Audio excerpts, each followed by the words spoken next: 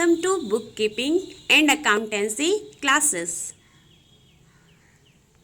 आज हम डिस्कस करेंगे बुक कीपिंग का मतलब क्या होता है, meaning of book keeping. Book keeping क्या है, पुस्तपालन किसे कहते हैं। बुक कीपिंग को हिंदी में पुस्तपालन कहा जाता है। ओके, इस टॉपिक में डिस्कस करने वाले हैं बुक कीपिंग क्या है। टॉपिक को स्टार्ट करते हैं। पुस्तपालन बुक कीपिंग का एक और नाम है। क्या नाम है? बही खाता। पुस्तपालन को हम बही खाता भी कहते हैं। अब हम डिस्कस करते हैं कि पुस्तपालन होता क्या है। तो दिया हुआ है, पुस्तपालन या बही खाता अंग्रेजी भाषा की बुक कीपिंग का हिंदी अनुवाद है। इट मीन्स दैट पुस्तपालन को इंग्लिश में हम क्या बोलते हैं? बुक कीपिंग कहते हैं। पुस्तपालन को इंग्लिश में बुक कीपिंग कहते हैं, या पुस्तपालन का एक और नाम है बही खाता। हिंदी में बुक का अर्थ है, आप सभी को पता है कि बुक का मतलब क्या होता है। बुक का मतलब होता है पुस्तक। तो हिंदी में बुक का अर्थ क्या होता है? पुस्तक। और कीपिंग का मतलब क्या होता है? रखना।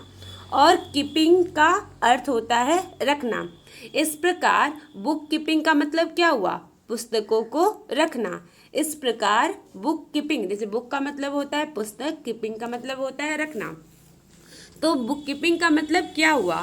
पुस्तक को रखना, पुस्तक रखना। अब पुस्तक रखने का मतलब ये बिल्कुल नहीं हुआ कि अलमारी में रखना या अलमारी में सजा कर रखना, टेबल पर सजा कर रखना। बुक कीपिंग का मतलब ये नहीं हुआ। तो फिर मैम, बुक कीपिंग का मतलब क्या होता है?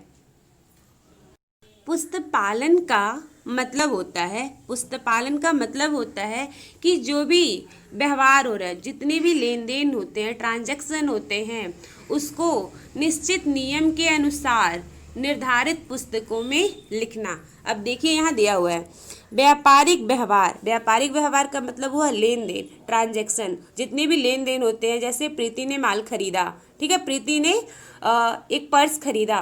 तो उस प्रीति ने पर्स खरीदा, किसी दुकान से खरीदा होगा, तो वो जो दुकान वाला है वो क्या करता है?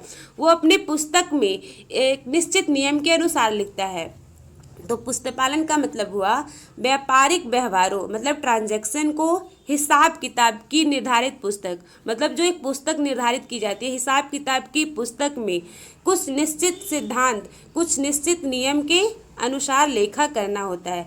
पुस्तपालन का मतलब क्या होता है? जो भी ट्रांजैक्शन होते हैं उसको एक निश्चित नियम के अनुसार लिखा जाता है। जैसे आप आगे वाले चैप्टर में पढ़ेंगे कि वो नियम क्या है, जर्नल हम बनाते हैं। तो जर्नल में जब हम ट्रांजैक्शन का एंट्री करते हैं, जैसे गणेश ने माल खरीदा, तो गणेश ने माल खरीदा, तो उस पुस्तक में हम निश्चित नियम के अनुसार लिखते हैं। एक पक्ष डेबिट होता है, एक क्रेडिट होता है।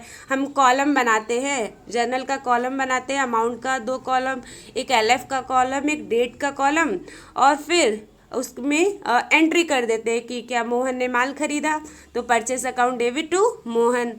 तो पुस्तपालन का मतलब ये हुआ कि व्यापारिक व्यवहार, जितने भी लेन देन होते हैं, ट्रांजैक्शन होते हैं, उनको हिसाब किताब की पुस्तक में निर्धारित नियम के अनुसार लिखना। जैसे इसका नियम कानून होता है, आप ऐसे ही नहीं लिख सकते हैं कि प्रीति ने माल खरीदा, प्रिंस ने माल खरीदा। आप ऐसे ही किसी कहीं भी नहीं लिख सकते हैं। लिखने का एक ढंग होता है, एक निश्चित नियम होता है। जैसे आपका मैथ का रूल होता है, ऐसे ही अकाउंट में भी रूल होता है। उस निश्चित नियम के अनुसार हम क्या करते हैं? बिजनेस ट्रांजैक्शन का लेखा करते हैं।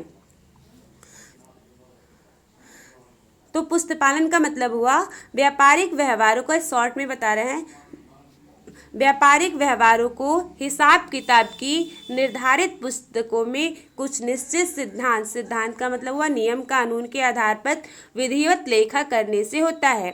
इस प्रकार पुस्तपालन में हम अध्ययन करते हैं विभिन्न व्यापारिक व्यवहारों का लेखा हिसाब किताब की पुस्तकों में तिथिवार किन सिद्धांतों एवं विधियों से किया जाता है।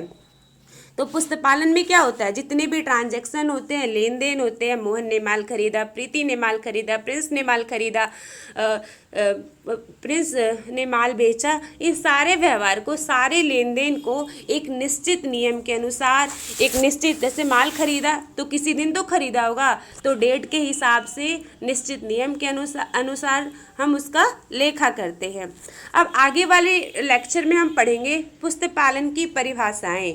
विभिन्न विद्वानों ने क्या क्या पुस्तपालन की परिभाषाएं दी हैं, ये नेक्स्ट लेक्चर में हम कवर करेंगे। अगर आपको मेरा वीडियो अच्छा लगा हो तो लाइक, थैंक यू।